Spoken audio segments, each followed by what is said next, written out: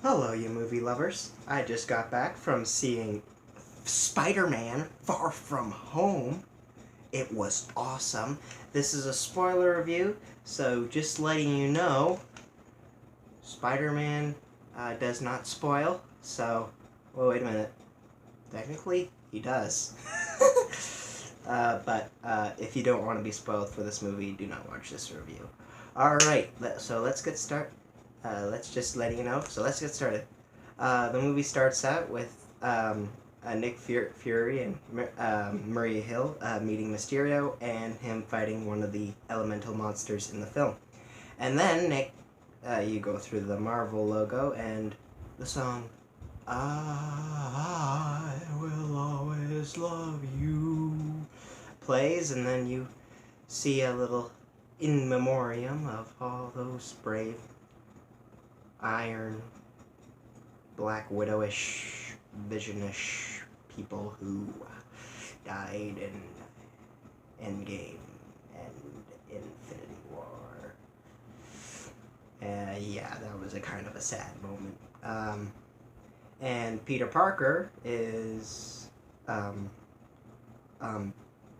is planning his trip to Europe with his classmates, Ned, his best friend, and Mary Jane, MJ, who Peter likes really much, and on this trip he really wants to tell his feelings.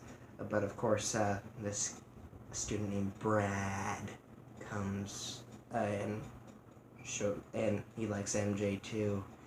I don't like Brad. Spider-Man, you like MJ. I don't like Brad. But things go sideways during the trip when Nick Fury shows up with the new hero, Mysterio, or as he's known, called Quentin Beck, who tells him he's part of this thing called he's from a different Earth, and he has cool superpowers, and he can make illusions, and green blasts, but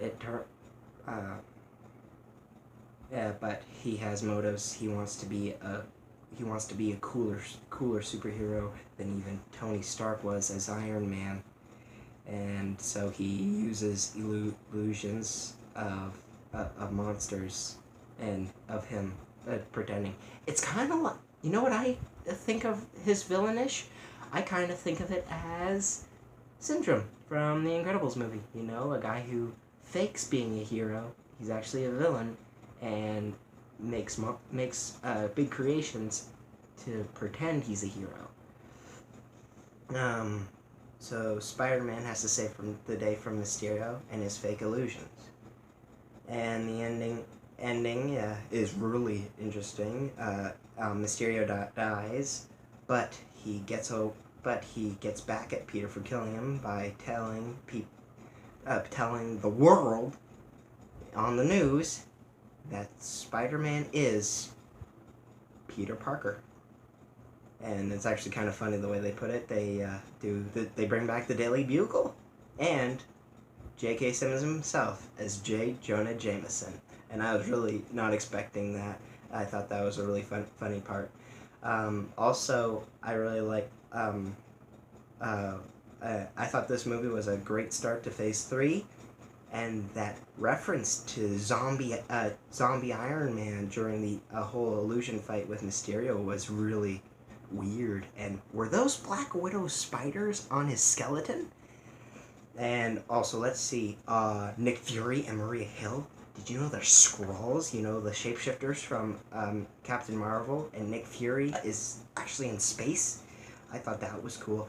I also liked it when Nick Fury references Star Wars, because Nick Fury is in Star Wars. He plays Mace Windu in the prequels. Basically, one of the coolest parts about the prequels is Samuel L. Jackson as Mace Windu. To conclude, I love this movie, Spider-Man Forever, and that's it for me. Scott Smith signing out.